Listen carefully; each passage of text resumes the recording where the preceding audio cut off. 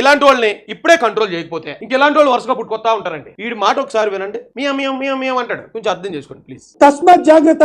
చంద్రబాబు నాయుడు గారు ఒకసారి అలిపిరి దగ్గర వెంకటేశ్వర స్వామి వదిలేశారు, ఈసారి వెంకటేశ్వర స్వామి వదిలేయడం అనేది మాత్రం మరొకసారి విజ్ఞప్తి చేస్తున్నారు. చంద్రబాబు నాయుడు గారి మీద అలిపిరిలో పెద్ద ల్యాండ్ మైన్ తో దాడి చేశారు. ప్రజలకి ఈ రాష్ట్రానికి ఇంకా ఆయన సేవలు అవసరం కాబట్టి, ఆయన నాయకత్వం అవసరం కాబట్టి, వాళ్ళ కుటుంబం చేసుకున్న అదృష్టం, రాష్ట్రం చేసుకున్న అదృష్టంతో ఆయన ప్రాణాలతో బయటపడ్డాడు. ఆయన ఏకంగా మృత్యుని జయించి బయటకు వచ్చాడు. కానీ 24వ క్రోమోజోమ్ ఉన్నవాడు ఏమంటాడండి, అప్పుడు వెంకటేశ్వర స్వామి వదిలేశాడు, ఇప్పుడు మాత్రం అంటే చంద్రబాబు నాయుడు గారిని చంపేయడానికి ప్లాన్. ఆయన బ్రతుకుంటే చంద్రబాబు నాయుడు గారు ఉంటే రాష్ట్రాన్ని నాశనం చేసేవాడు ఎవరిని కూడా ఆయన మనుగడలో ఉండేవాడు. ప్రతి ఒక్కరికి అడుగుతాడు ఆయన. కాబట్టి ఇంకా ఆయన ఆ రోజున జైల్లో పెట్టడం, ఆ దోమలో కలుషితమైన వాటర్ ఇచ్చేయటం అది అవ్వలేదు. కాబట్టి ఇప్పుడు ఈ వెంకటేశ్వర స్వామి కూడా కాపాడలేట. అంటే మరి ఎలా చేసి ఎలా చంపేద్దాం అనుకున్నారు? ఇప్పుడు ఈ మాటని మేము మాలాంటి వాళ్ళని తీసుకుని వైసీపీ వాళ్ళు ఎలాగ అన్నారా చంద్రబాబు నాయుడు గారిని చంపేస్తారంటే మేము కర్రలు కత్తులేసుకుని వైసీపీ మీద వెళ్ళిపోతే వాళ్ళు కర్రలు కత్తులేసుకుని మా మీదకి వస్తే ఎంతమంది చచ్చిపోవాలి? ఇప్పుడు 2 వర్గాల మధ్యలో విద్వేషం రేపే స్టేట్మెంట్ ఇది. ఖచ్చితంగా దీని మీద ఎఫ్ఐఆర్ అవ్వాలి. వీడిని కంపల్సరీ ప్రాసిక్యూట్